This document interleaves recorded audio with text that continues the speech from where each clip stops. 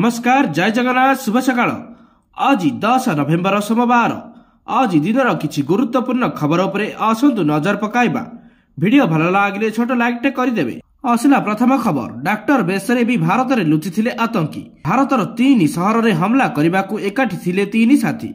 Film style रे करा जायथिला योजना। गुजरात रे धरा पड़िले 3 आतंकवादी। गुजरात एटीएस और केंद्रीय एजेंसी रो मिलित उद्यम रे एमानकू धरा जायछि। एपरिकी 3 आतंकवादी भितर जड़े डाक्टर रही जे कि चीन रु एमबीबीएस सारी भारत में आसी जड़े डाक्टर भाव एक नुआ परिचय सृष्टि करथिले। अहमद मोहिउद्दीन शाहिद तंकर नाम थिला। एही 3 जण आईएसकेपी नामक एक संगठन सह जड़ित थिबा जणा पड़िबा परे पुलिस तांको गिरफ्त करिछि। आईएसकेपी एक आतंकवादी संगठन। यह पाकिस्तान और अफगानिस्तान रे थिबार कुहा जाउछि। परवर्ती खबर। दिनक परे नुआपड़ारे उपनिर्वाचन पई पड़िबो भोट। ठीक यही समय बीजेडी सुप्रीमो नवीन पट्टनायक वीडियो वार्ता कर राज्य सरकार को टार्गेट कर नवीन कहते नुआपड़ारू बीजेपी पराजय अभियान आरंभ हम। ए सरकार किभली विजु स्वास्थ्य कल्याण कार्ड बा बीएसकेवाई बंद कले, राज्य में किभली नारी निर्यातना बढ़ी चली, मिशन शक्ति माने अवहेलित होउछंती, एभली विभिन्न प्रसंग में बीजेपी को समालोचना करछंती। सेपटे सांबादिक सम्मेलन कर बीजेडी उपरे वर्षिछंती राज्य बीजेपी सभापति मनमोहन सामल। नवीन को बेईमान आक्षेपर काउंटर करछंती। 2009 मार्च 7 तारिख कथा मन पकाई मनमोहन कहते बीजेडी आत्मसमीक्षा करू प्रकृत में बेईमान किए करछि। सेमाने जो शब्द व्यवहार करुछंती ताहा काहा पई प्रযোज्य बोली कहिछंती। बेईमान भोट चोरी भली सस्ता कथा कही प्रसंग को डाइवर्ट करुथिबा मनमोहन अभियोग आनिछंती। परवर्ती खबर। राष्ट्रीय स्वयंसेवक संघ नीति को समर्थन करे व्यक्ति किंबा कौनसी राजनैतिक दल को नुहे। आमे जातीय नीति को समर्थन करू, राजनीति को नुहे। आमर कौनसी गोटे दल सह विशेष संपर्क नहीं। कौनसी दल आमर नुहे। जदि कांग्रेस दल अयोध्या राम मंदिर निर्माण दाबी को समर्थन करे तेबे आरएसएस कर्मी माने मध्य एहा को समर्थन करिवे। आरएसएस मुख्य मोहन भागवत संघ को नहीं देइछंती किछि एमिति बयान जहा को नहीं चर्चा आलोचना जोर। मोहन भागवत कहछंती आमे कौनसी राजनीतिक दल को समर्थन करू नाहु।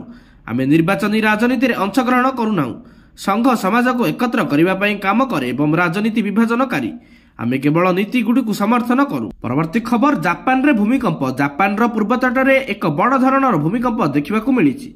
रिक्टर स्केल रे ही भूमिकंपर तीव्रता 6.8 रहिथिबा बेले एहार केंद्र स्थल समुद्र भितर पाखापाखि 10 किलोमीटर गभीर रे सृष्टि होइथिबा जणा पड़िछि। तेबे जापान रे भूमिकंप हेबा परे सेठारे सुनामी नै अलर्ट जारी करा जायछि। इथिबा सूचना मुताबिक ही भूमिकंप संध्या पाखापाखि 5:03 मिनिट होइथिला, जहा कि प्रशांत महासागर भितर सृष्टि होइथिला। तेबे मियाको एवं यमादा भली अंचल रे 1 मीटर उच्चर जुआर उठिबा नै अलर्ट जारी करा जायछि। आउ एथिपई चेतावनी मध्य जारी करा जायछि। परवर्ती खबर। टेंशन रे सारा विश्व। सैन्य बल अभावरु सारा विश्व रे युद्ध बंद होइजिबो बोली समस्त भाबुथिले, मात्र एबे आउ एपरि किछि हेबार नाही, कारण रूसिया सैनिक अभाव पूरण करिवे आफ्रिका महादेशर सैन्य। युद्ध रे आसी सामिल हेले 1400 आफ्रिकीय सेना। यूक्रेन रो वैदेशिक मंत्री आंट्री सिबिया एक बड़ सूचना समग्र विश्व को प्रदान करिसंती। पाखापाखि 1400 जन आफ्रिकीय सैन्य रूसिया और यूक्रेन युद्ध रे यूक्रेन विरुद्ध रे लड़ाई करिवे बोली से कहछंती। आफ्रिका महादेश रे थिबा 36 देशरु एमानकु अणा जायछि। एने यूक्रेन रे वैदेशिक मंत्री कहछंती युद्ध रे सामिल हेबा पई रूसिया सह कॉन्ट्रैक्ट रे ह करिवार अर्थ तमे निज मृत्यु को डाकी आनुछ, आ एपरि केही आज्ञा लोक ही करिवो। से कहउछंती खूब शीघ्र रूसिया यूक्रेन युद्ध रे किछि आफ्रिकीय सैन्य को देखिबाकू मिलिबो, मात्र सेमाने रूसिया तरफरु एठारी लढिबे बोली स्पष्ट करिसंती यूक्रेन रो वैदेशिक मंत्री। परवर्ती खबर। लश्कर ए तैयबा मुख्य हाफिज सईद भारत उपरे आक्रमण करिबाकू प्रस्तुत होछि। यार सूचना सोशल मीडिया रे भाइराल हेबार लश्कर कमांडर सैफुल्लाह सैफी को एक वीडियो रु मिलिछि। हाफिज सईद बांग्लादेश देई भारत उपरे आक्रमण करिबाकू योजना करुछि। सैफुल्लाह का वीडियो अक्टोबर 30 तारिख रे पाकिस्तान रो खैरपुर तामिवाली रे आयोजित एक रैली रो सामना को आसीछि, जेउथिरे से युवपीढ़ी एवं छोट पिलामानकु जिहाद एवं भारत विरुद्ध रे उस्काउछंती। भाइराल वीडियो अनुसार कमांडर सैफुल्लाह सैफ कहउछंती हाफिज सईदर परिवार को ऑपरेशन सिंदूर रे हत्या करा जायतिला, किंतु से चुप बसी नाही। योजना चली एवं भारत विरुद्ध रे प्रतिशोध नेबा पई प्रस्तुति चलीछि। युवक मानकु जिहाद पई उस्काई दिया जाउछि एवं सेमाने आतंकवादी तालीम मध्य नेउछंती। लश्कर सदस्य माने पूर्व पाकिस्तान रे सक्रिय अछंती, जहांक माध्यम रे भारत को उचित जवाब दिया जिवो। भारत विरुद्ध रे बांग्लादेश को लॉन्च पैड भाव में व्यवहार करिवार योजना रहिछि। परवर्ती खबर। अफगानिस्तान एवं पाकिस्तान मध्य रे शांति आलोचना विफल हेबार गोटिए दिन पर तालिबान सरकार शनिवार दिन कहछन्ते जे पाकिस्तान सामरिक एवं गुइंदा सेवा मध्य रे किछि उपादान सीमा रे उत्तेजना ह्रास करिबा पई उद्दिष्ट आलोचना प्रक्रिया को जानिशुनी बाधा देउछन्ती। अफगानिस्तान तालिबान सरकार को मुखपात्र जाबिहुल्लाह मुजाहिद कहछन्ते जे एही उपादान गुडी को पाकिस्तान रो आभ्यंतरीण समस्या।